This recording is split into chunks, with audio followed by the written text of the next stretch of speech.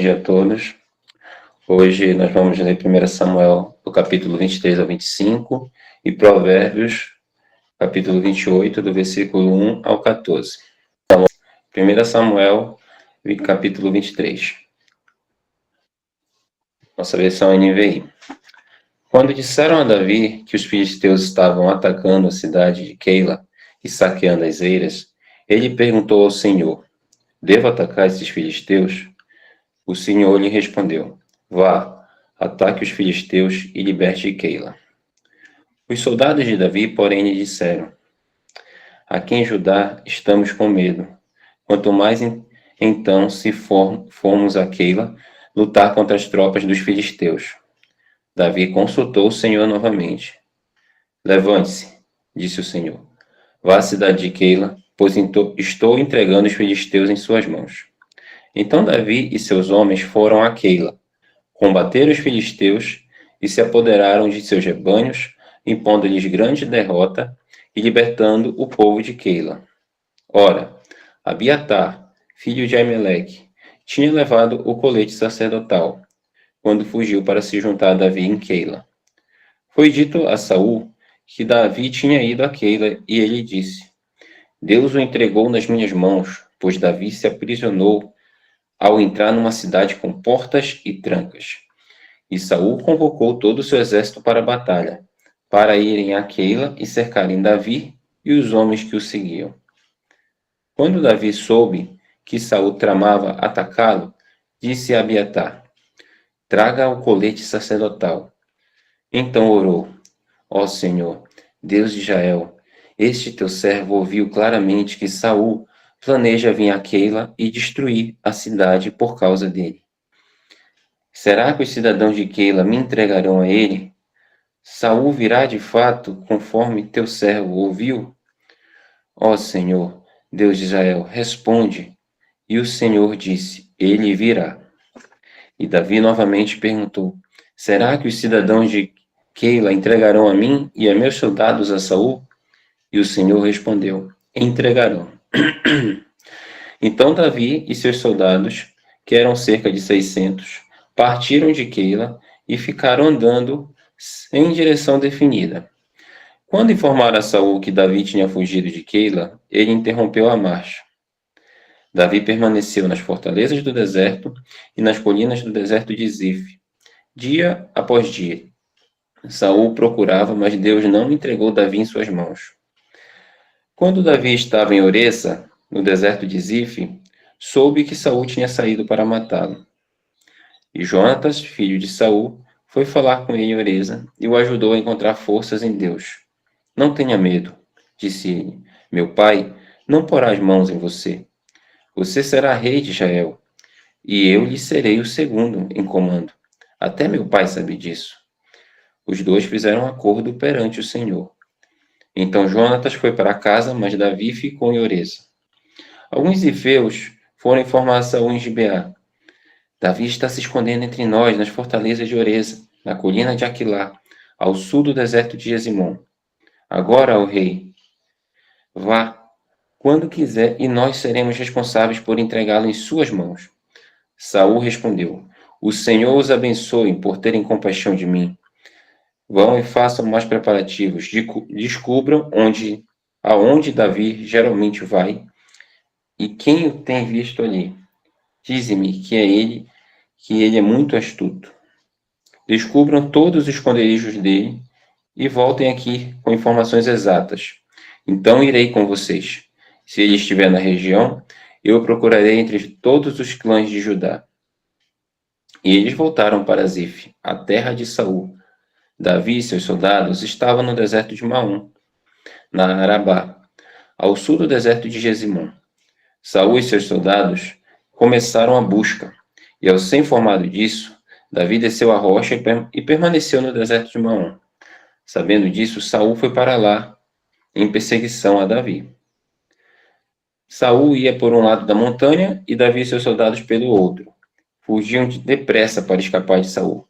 Quando Saul e suas tropas estavam cercando Davi e seus soldados para capturá-lo, um mensageiro veio dizer a Saul: venha depressa, os filisteus estão atacando Israel. Então Saul interrompeu a perseguição a Davi e foi enfrentar os filisteus. Por isso chamam esse lugar Selá Hamalecote. E Davi saiu daquele lugar e foi viver nas fortalezas de Engedi. Capítulo 24. Saul voltou da luta contra os filisteus e disseram-lhe que Davi estava no deserto de Engedi. Então Saul tomou 3.000 de seus melhores soldados de todo Israel e partiu à procura de Davi e seus homens perto dos rochedos dos bodes selvagens. Ele foi aos currais de ovelhas que ficavam junto ao caminho. Havia ali uma caverna e Saul entrou nela para fazer suas necessidades. Davi e seus soldados estavam bem no fundo da caverna. Eles disseram: Este é o dia sobre o qual o Senhor lhe falou. Entregarei nas tuas mãos teu inimigo, para que você faça com ele o que quiser. Então Davi foi com muito cuidado e cortou uma ponta do manto de Saul, sem que este percebesse. Mas Davi sentiu bater-lhe o coração de remorso, por ele ter cortado uma ponta do manto de Saul. Então disse aos seus soldados: Que o Senhor me livre de fazer tal coisa a meu senhor, de erguer a mão contra ele, pois é ungido do Senhor. Com essas palavras, Davi repreendeu os soldados e não permitiu que atacassem Saul. E este saiu da caverna e seguiu o seu caminho. Então Davi saiu da caverna e gritou para Saul: Ó rei, meu senhor! Quando Saul olhou para trás, Davi inclinou-se, rosto em terra, e depois disse: Por que o rei dá atenção aos que dizem que eu pretendo lhe fazer mal? Hoje o rei pode ver com os próprios olhos como o Senhor o entregou em minhas mãos na caverna. Alguns insistiram que eu o matasse, mas eu poupei, pois disse: Não erguerei a mão contra meu senhor, pois ele é ungido do Senhor. Olha, meu pai, olha para este pedaço de teu manto em minha mão. Cortei a ponta de teu manto, mas não o matei. Agora entende e reconhece que não sou culpado de fazer o mal ou de rebelar-me. Não lhe fiz mal algum, embora estejas à minha procura para tirar minha vida. O Senhor julgue entre mim e ti. Vingue ele os males que tens feito contra mim, mas não levantarei a mão contra ti. Como diz o provérbio antigo, dos ímpios vêm coisas ímpias. Por isso não levantarei a minha mão contra ti. Contra quem saiu o rei de Israel? A quem está perseguindo? A um cão morto? A uma pulga? O Senhor seja o juiz e nos julgue. Considere ele a minha causa e a sustente. Que ele me julgue, livrando-me de tuas mãos. Tendo Davi falado todas essas palavras, Saul perguntou: É você, meu filho? E chorou em voz alta. Você é mais justo do que eu, disse ele a Davi. Você me tratou bem, mas eu o tratei mal. Você acabou de mostrar o bem que me tem feito. O Senhor me entregou em suas mãos, mas você não me matou.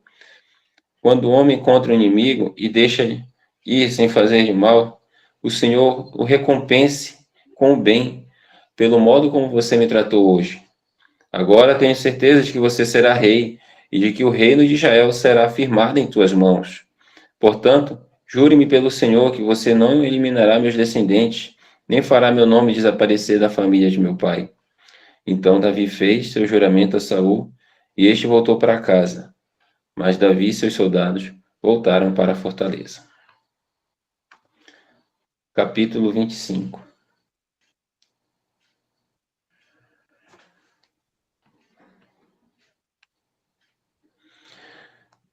Samuel morreu, e todo Israel se reuniu e o pranteou, e o sepultaram onde vivia em Ramá. Depois Davi foi para o deserto de Maom. Certo homem de Maom, que tinha seus bens na cidade de Carmelo, era muito rico, possuía 1.000 cabras e 3.000 ovelhas, os quais estavam sendo tosqueadas em Carmelo. Seu nome era Nabal, e o nome de sua mulher era Abigail, mulher inteligente e bonita. Mas seu marido, descendente de Caleb, era rude e mau. No deserto, Davi ficou sabendo que Nabal estava tosqueando as ovelhas.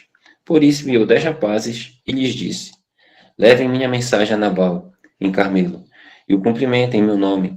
Digam-lhe: longa vida para o Senhor, muita paz para o Senhor e sua família, e muita prosperidade para tudo que é teu. Sei que estás tosqueando as tuas ovelhas quando os teus pastores estavam conosco. Nós não os maltratamos. e durante todo o tempo em que estiveram em Carmelo, não se perdeu nada que fosse deles. Pergunte a eles, e eles dirão. Por isso, seja favorável, pois estamos vindo em época de festa. Por favor, dá a nós, teus servos, e a teu filho Davi o que puderes. Os rapazes foram e deram a Nabal essa mensagem, em nome de Davi, e ficaram esperando.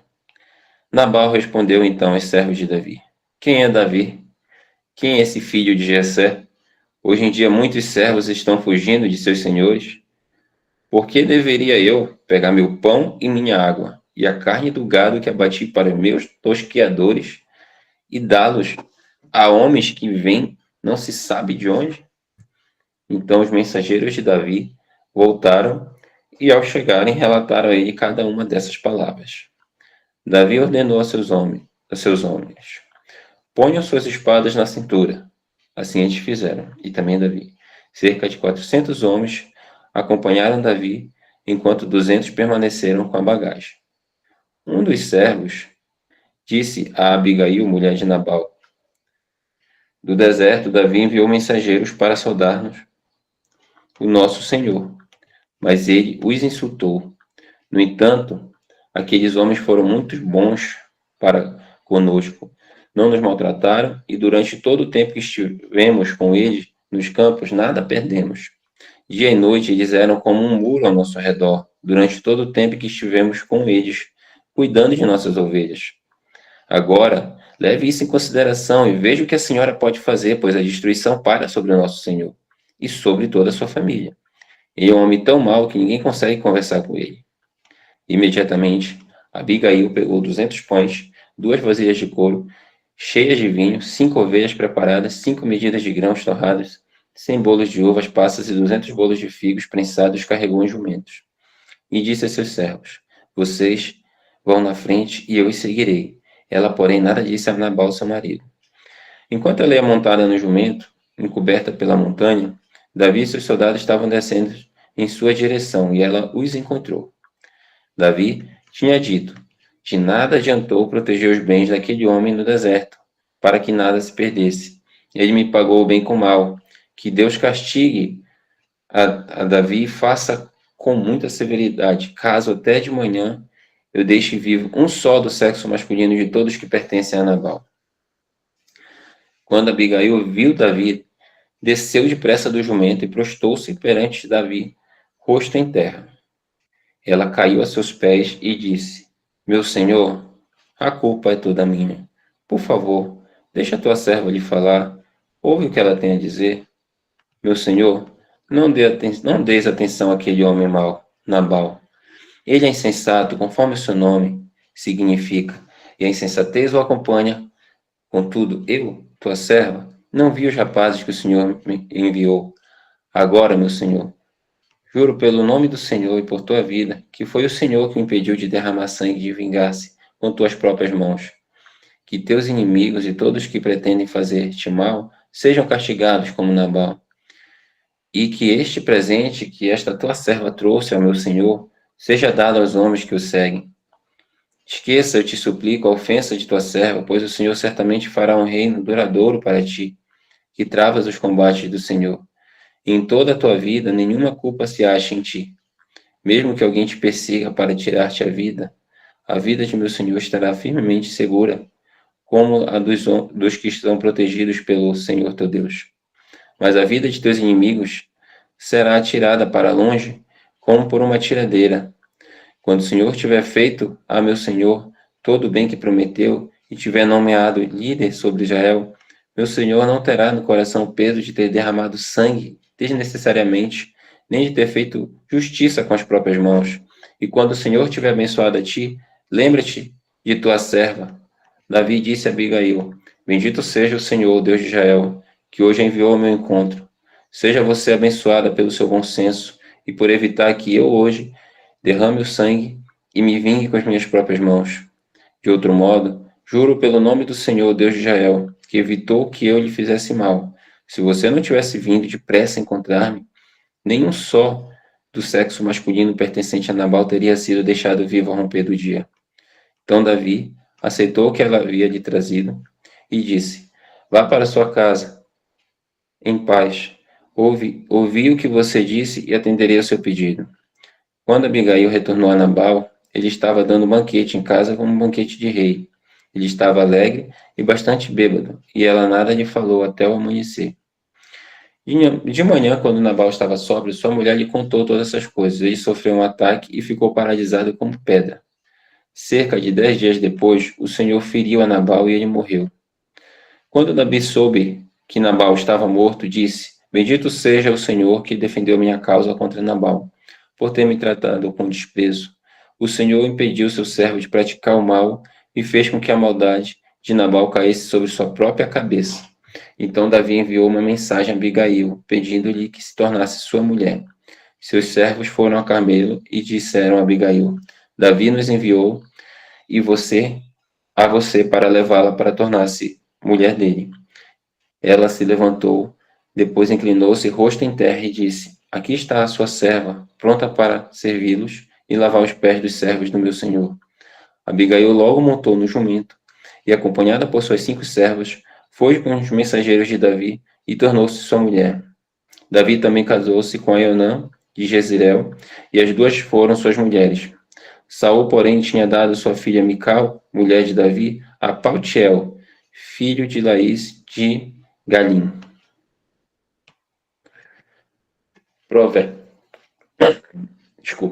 Provérbios 28, de 1 a 14. O ímpio foge, embora ninguém o persiga, mas os justos são corajosos como o leão.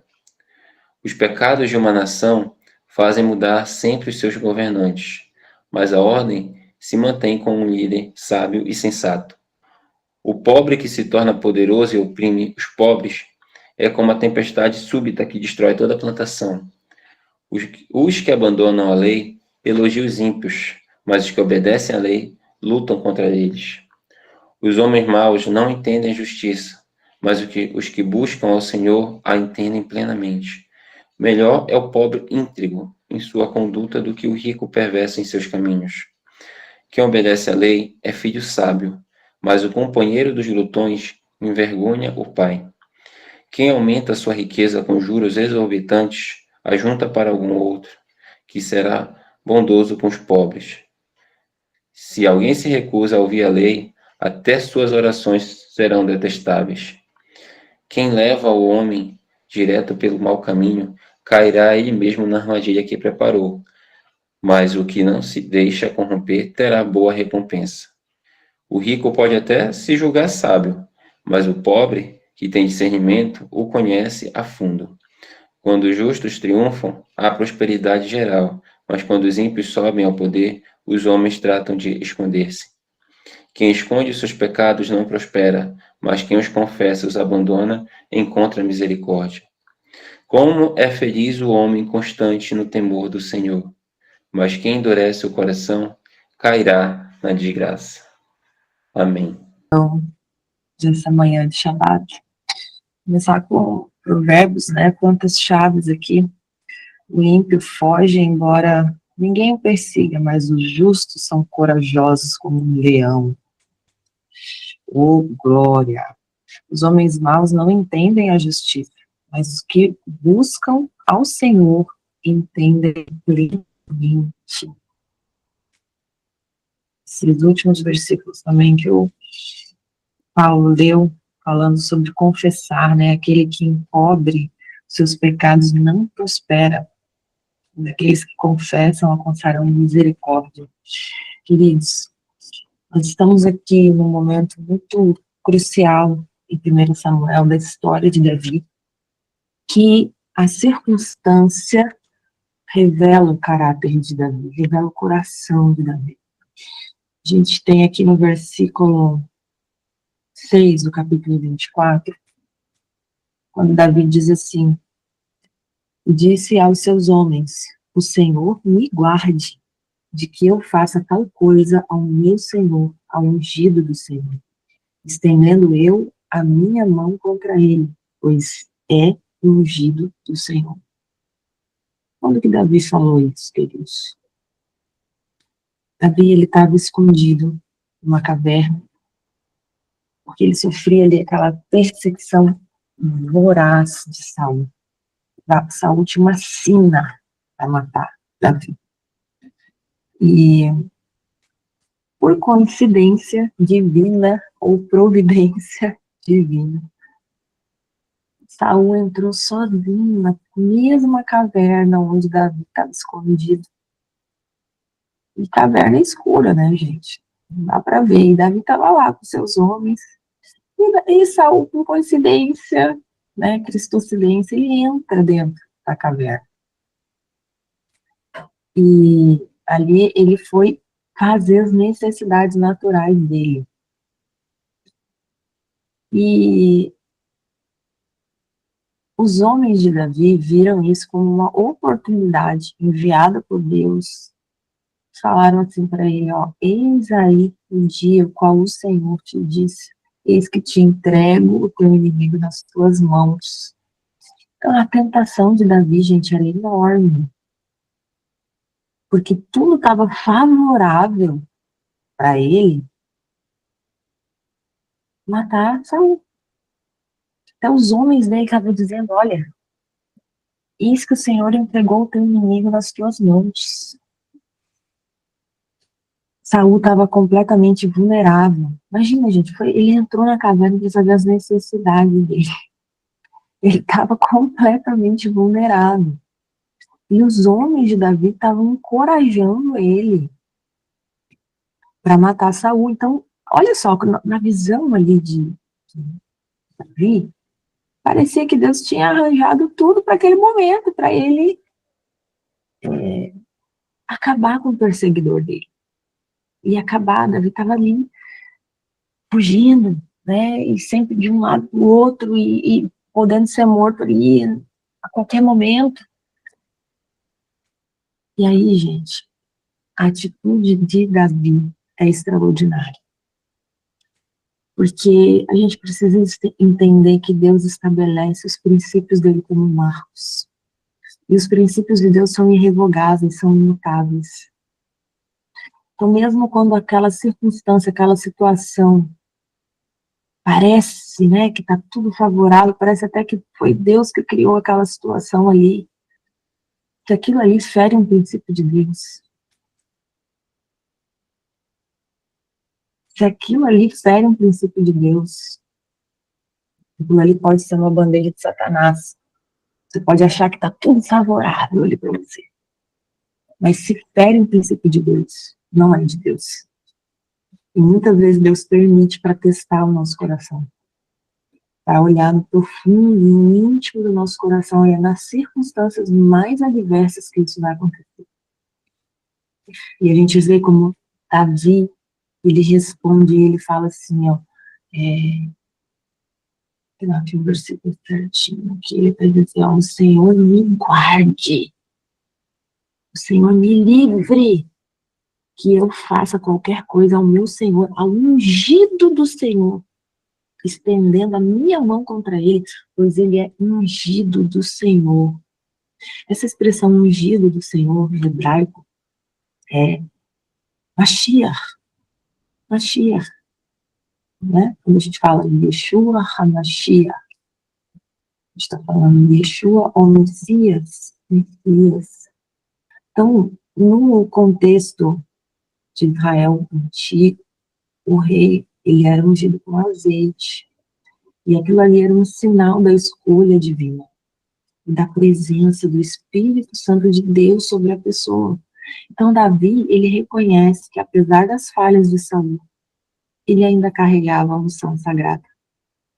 E atacar o ungido do Senhor seria atacar a própria escolha de Deus. Davi, ele repete 2 vezes essa expressão nesse versículo. 2 vezes, enfatizando a importância. Então, aqui, nesse trecho, a gente vê questões profundas sobre a autoridade.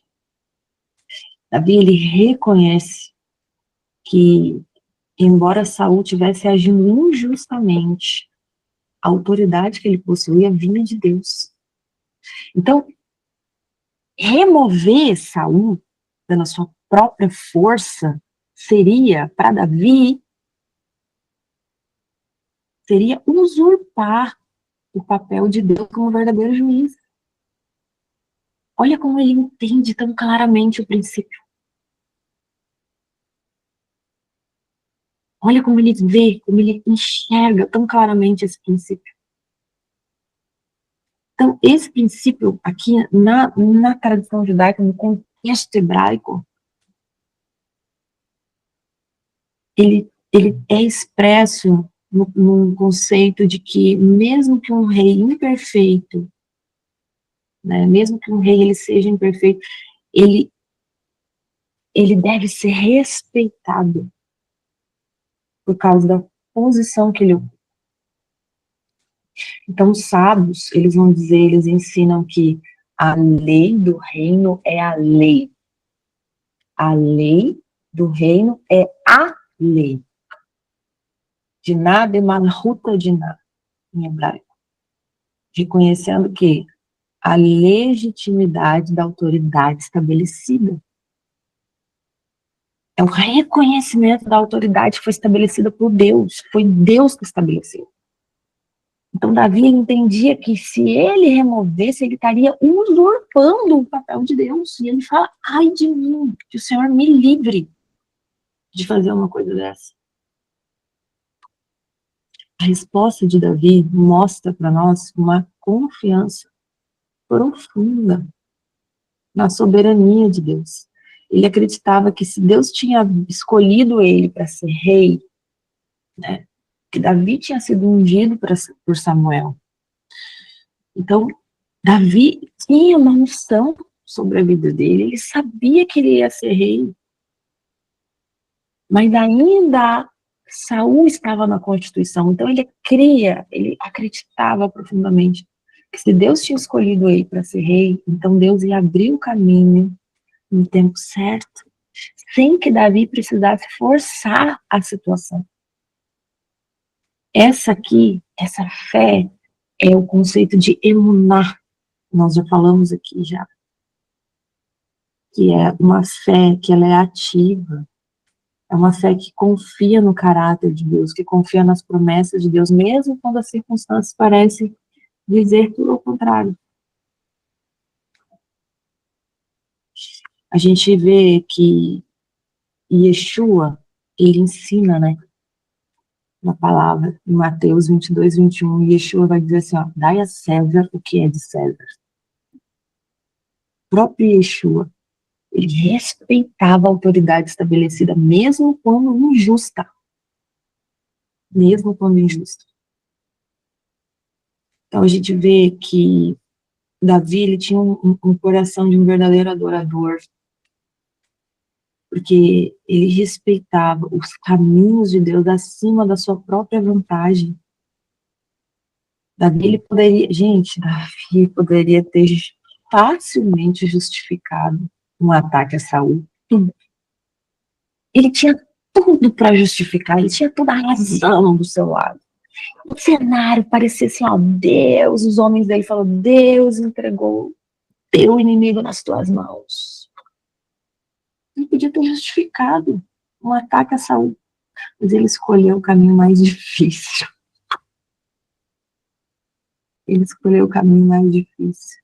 Ele escolheu o caminho da obediência. Ele escolheu o caminho da confiança. Extraordinário demais. Ah, Senhor, abre os olhos, abre os nossos olhos para enxergar os princípios do teu reino, Pai. Como a igreja está precisando disso, queridos. Como a nossa geração está precisando enxergar os princípios do reino.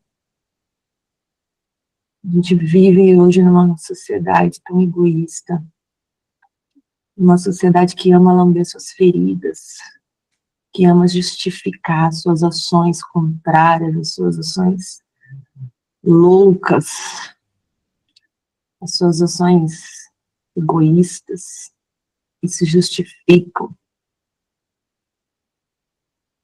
A gente vê aqui que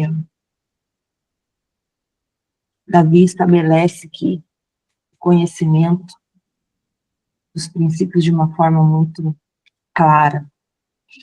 E não só o conhecimento, mas ele refletia nas suas ações. Em Romanos 12, 19 diz assim, ó, não vos vinguei a vós mesmos, amados, mas dai lugar à ira de Deus. E Yeshua, ele vai ensinar isso aqui para os seus apóstolos. Dai lugar à ira de Deus, não vos vingueis a vós mesmos. Você entender que Deus é o justo juiz. Não nós usurparmos esse lugar de Deus. Então, para nós hoje, queridos, nessa manhã de Shabbat, esse versículo aqui, esse trecho, essa porção de hoje, ela nos desafia em várias áreas aqui. A primeira delas é o respeito pela autoridade. Como que nós tratamos aqueles que estão em posição de autoridade nas nossas vidas, mesmo quando a gente discorda deles? Como é que nós tratamos? Como que você trata uma autoridade? Mesmo quando você discorda dela, como que você tem tratado? Outro ponto importante é a paciência com o tempo de Deus. Estamos dispostos a esperar que Deus cumpra suas promessas em seu tempo? Terceiro ponto, que é a resistência à tentação. Quando a gente tem oportunidade de cortar atalhos para alcançar objetivos legítimos, como que nós estamos respondendo a essas oportunidades para cortar atalhos? Você escolhe pegar um atalhozinho? Escolhe pegar uma bandejazinha aqui? Ela pode ser justificada tranquilamente. A razão está toda com você. Será que está alinhada com os princípios de Deus? Quarto ponto. Controle sobre impulsos de vingança. Como é que está o seu controle de impulso de vingança? Quando você é tratado injustamente, você confia na justiça de Deus? Ou você tem tomado as coisas em suas próprias mãos?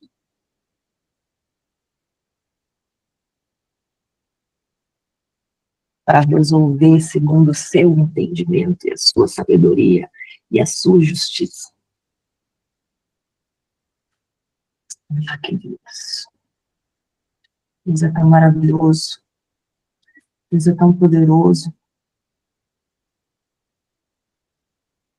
Tudo aquilo que nós estamos aprendendo aqui, todas as manhãs, tem um detalhe que você precisa saber. Você se torna responsável a partir do momento que você está tendo esse conhecimento. Você já não é mais ignorante. E você se torna responsável por tudo aquilo que Deus está liberando sobre a sua vida. Se você tomar para si essas palavras que são vivas, fiéis, poderosas, esses princípios que Deus está descortinando sobre a sua vida, queridos, você vai viver o extraordinário de Deus nessa terra. Porque pode vir as circunstâncias, pode vir os ataques, pode vir as afrontas, pode vir a injustiça, pode vir a perseguição voraz sobre a sua vida. Mas se você estiver posicionado, se no teu coração você gravar os princípios do Senhor e não se dobrar à tentação, não se dobrar ao ardor da sua prova, não se dobrar aos outros que vêm na sua mente, ó, e fala, o Senhor te entregou na tua mão. Não se dobrar às tentações, o Senhor te honrará de uma forma tão extraordinária, que você vai fazer. Os sábios falam que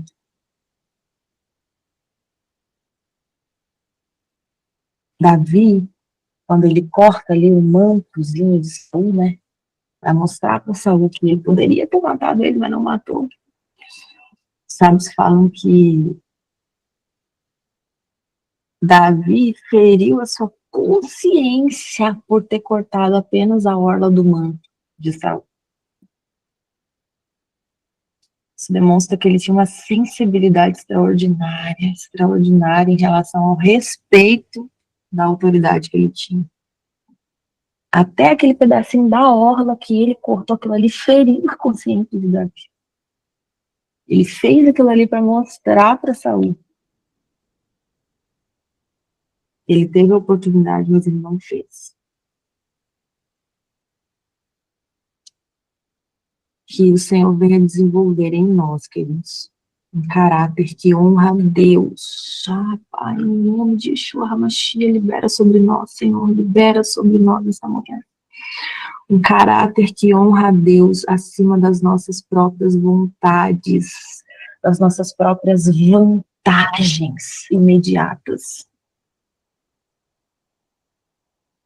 O Senhor hoje grava em nossos corações essa lição que é tão relevante, tão extraordinária, tão necessária para esse tempo. Amém?